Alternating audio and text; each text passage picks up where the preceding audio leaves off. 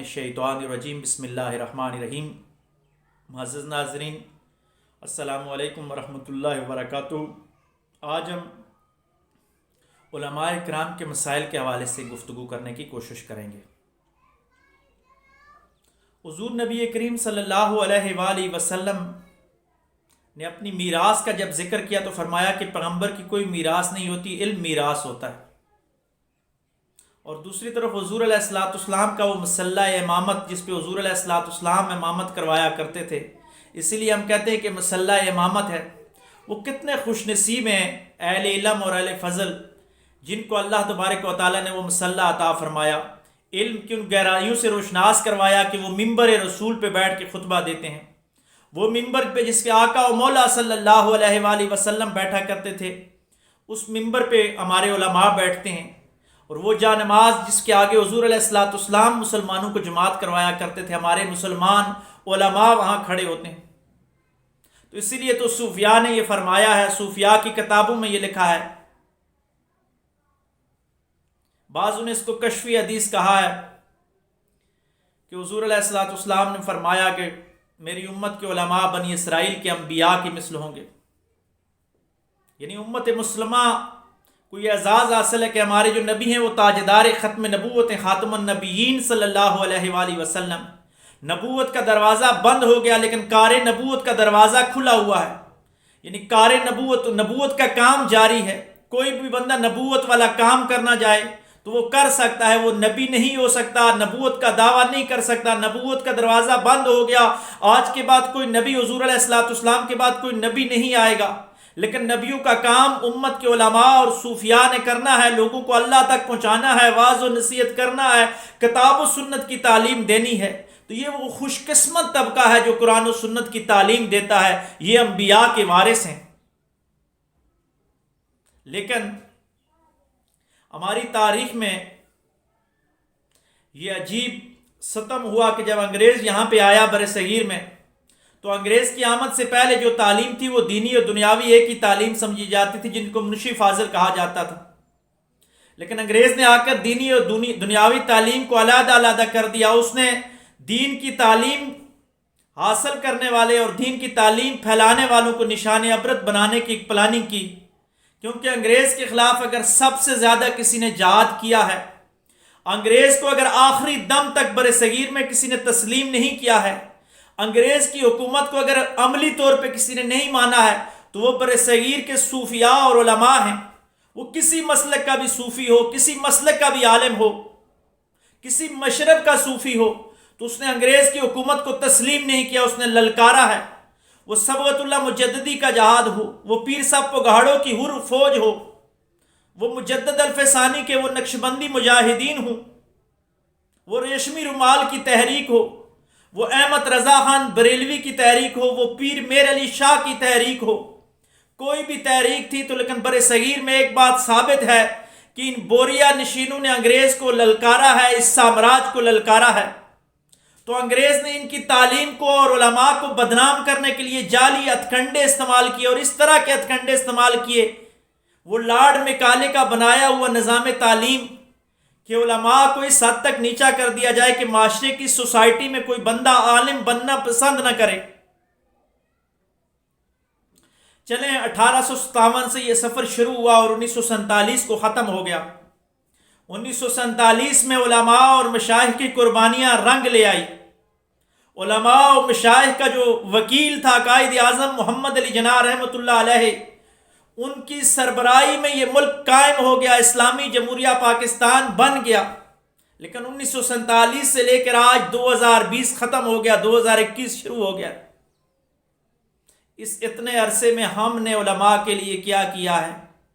وہ علماء جن کے ممبر و محراب آزادی کے لیے سرگرداں رہے، جن کو ممبر و محراب نے اس دنیا میں لوگوں کو کلمہ حق سے ہمیشہ روشناس کروایا، اگر یہ محراب و ممبر کی آوازیں بھوکے رہ کر بھی انہوں نے کلمہ حق بلند کیا تو آج ہمارے بچے مسلمان ہیں، ہم مسلمان ہیں۔ ورنہ جس طریقہ سے یہ سامراج یہاں پہ آیا تھا، ہو سکتا ہے اگر یہ علماء حق کی وہ دعوت نہ دیتے، انہوں نے خود سختیاں جی لی ہیں لیکن ہمیں حق کا پیغام دیا ہے، تو آج ہم لوگ کلمہ نہ پڑھ رہے ہوتے۔ لیکن ہم نے پاکستان بننے کے بعد بھی اس طبقے کو نظر انداز کرنا شروع کر دیا۔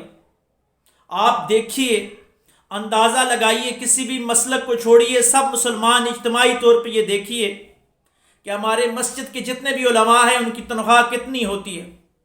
پہلی بات تو یہ ہے کہ قرآن اور حدیث کے پڑھانے کی تو کوئی قیمت دے ہی نہیں سکتا، وہ اللہ تبارک و تعالیٰ کی ذات ہی ان کو آخرت میں ادا کرے گی، لیکن وقت کی قیمت تو دینی ہوتی ہے۔ ان کا کتنا قیمتی وقت ہوتا ہے، سب سے جو مشکل ڈیوٹی ہوتی ہے وہ مسجد کے امام صاحب دیتے ہیں، جو صبح 4 بجے سے لے کے عشاء تک، اور پھر جنازے، نکاح، مسلمانوں کے جتنے بھی مذہبی تقریبات ہیں ان میں شرکت کرنا مسجد کے امام صاحب کی ذمہ داری ہوتی ہے۔ اور آپ اپنے دل پہ ہاتھ رکھ کے یہ فیصلہ کیجئے کہ مسجد کے امام صاحب کی تنخواہ کتنی ہوتی ہے۔ پاکستان میں کتنی مساجد ہیں جن میں امام صاحبان کی تنخواہ ایک سرکاری ملازم جو ہوتا ہے پہلے اسکیل میں اس کے برابر بھی ہوں۔ چند مساجد کے علاوہ آج بھی ہمارے مسجد کے علماء اکرام کی تنخواہیں 5,000، 10,000، 15,000 تک ہیں۔ 20,000 بہت کم مسجدوں میں علماء کی تنخواہیں ہیں۔ تو ایسا کیوں ہے؟ ہمیں جہاں مسجدوں پہ ہم اتنا خرچہ کرتے ہیں، مسجد اتنی عالی شان بنا دیتے ہیں، تو مسجد کی کمیٹی والوں کو چاہیے کہ مسجد کا جو امام صاحب ہے اس کو خوش کرنے کی کوشش کریں۔ کم از کم بھی مسجد کا جو امام ہے جس نے درس نظامی مکمل کیا ہو، یعنی جس کی تعلیم ایم اے اسلامیات کی ایکول ہو، درس نظامی کی جو ڈگری ہے یہ ماسٹر کے برابر سمجھی جاتی ہے ہماری HEC کے مطابق، تو اس کو کم از کم 17 اسکیل کے آفیسر جتنی تنخواہ تو دینی چاہیے۔ آپ جتنا اچھا اس کو فیسیلیٹ کریں گے تو وہ آپ کے بچوں کو اتنی اچھی تعلیم دے گا۔ افسوس، صد افسوس کہ ہمارے بادشاہ بھی جب نیت کرتے ہیں، سیکٹریز بھی جب نیت کرتے ہیں، کوئی جتنا بڑا بھی افسر ہوگا جب نماز کی نیت کرے گا تو وہ یہ کہے گا کہ پیچھے اس امام صاحب کے، یعنی ہم اللہ تبارک و تعالیٰ کی جب بارگاہ میں جاتے ہیں تو یہ اعلان کرتے ہیں کہ یا اللہ ہم سے یہ جو آگے کھڑا ہے یہ ہم سے بہتر ہے، امامت کے حق کے لائق ہے، اس لیے تیری بارگاہ میں اس کو ہم امام بنا رہے ہیں، اس کے پیچھے ہم تیری بارگاہ میں آ رہے ہیں۔ لیکن کیا یہ اللہ کے ساتھ مذاق نہیں ہے کہ 2 رکعت نماز میں تو ہم اس کو آگے امام بناتے ہیں، لیکن نماز کے بعد جب مسجد سے باہر نکلتے ہیں تو اپنی نجی زندگی میں اس کو مقام نہیں دیتے، اس کی وہ حیثیت نہیں ہوتی، اور سب سے بڑھ کر معاشی طور پہ اس کو اتنا پسماندہ رکھا ہوا ہے کہ وہ لوگوں کے سامنے ہاتھ پھیلاتا ہے۔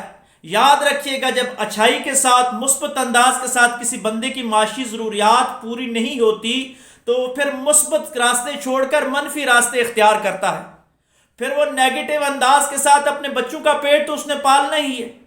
آج کا وہ وقت نہیں ہے کہ ہم میں سے کوئی غوث ابدال ہوگا، اگر وہ خود غوث اور ابدال کے رتبے پہ ہے بھی، خود وہ فاقہ کشی کر بھی سکتا ہے، لیکن کیا گھر میں اس کے بیوی بچوں کے حقوق نہیں ہیں؟ اس مہنگائی میں وہ اپنے بیوی بچوں کا پیٹ کیسے پالے گا؟ بیوی بچوں کا علاج کس طرح کرائے گا؟ ان کی تعلیم کے اخراجات کیسے برداشت کرے گا؟ تو ہمیں اس بیچارے پہ رحم کرنا چاہیے۔ پاکستان کی اکثریت مساجد کے اندر علماء کی جو اعزازیے ہیں وہ بہت کم ہیں۔ سب سے پہلے تو اس حکومت نے یہ فیصلہ کیا ہے، بہت اچھا تھا کہ تمام علماء اکرام کو سرکاری طور پہ تنخواہیں دی جائیں، اوقاف کے حوالے سے کوئی اتنا منظم انتظام کیا جائے کہ علماء کے لیے باقاعدہ ایک نظام قائم ہو جائے۔ لیکن اگر ایسا نہیں ہے تو معاشرے میں جو ہماری کمیٹیاں ہیں، ہماری جو سول سوسائٹی ہے، اس کو علماء کو ایک سہولتیں دینے کا انتظام بنانا چاہیے۔ بے شک اعلی طرز مسجدیں بنائیں، اعلی شان مسجدیں بنائیں، مسجدوں میں سب چیزیں اچھی ہونی چاہیے، لیکن مسجد کو جو چلانے والا امام ہے، مسجد کا جو مولوی صاحب ہے، اس کی عزت کرنی ہوگی۔ جب ہم اس کی عزت کریں گے تو اللہ تبارک و تعالی ہماری عزت میں اضافہ فرمائے گا۔ وہ وقت بڑا اعلیٰ تھا جب مسلمانوں نے علماء کو اپنے سر کا تاج بنا کے رکھا ہوا تھا، تو اس وقت اللہ تبارک و تعالیٰ نے مسلمانوں کے تاج کو بھی دنیا میں بلند کیا ہوا تھا۔ لیکن جس دن سے ہم نے علماء کی تحقیر شروع کر دی، زبانی طور پہ نہیں، دلی طور پہ ہم علماء کو وہ مقام نہیں دیتے۔ جب آپ عالم کو وہ مقام نہیں دے رہے تو پھر اللہ تبارک و تعالیٰ نے دنیا میں آپ کا وہ مقام ختم کر دیا، آپ غلاموں کی صف میں چلے گئے۔ یاد رکھیے گا، حق کی بات عالم اسی وقت کہہ سکتا ہے جب وہ معاشی طور پہ آزاد ہوگا، فکری طور پر آزاد ہوگا۔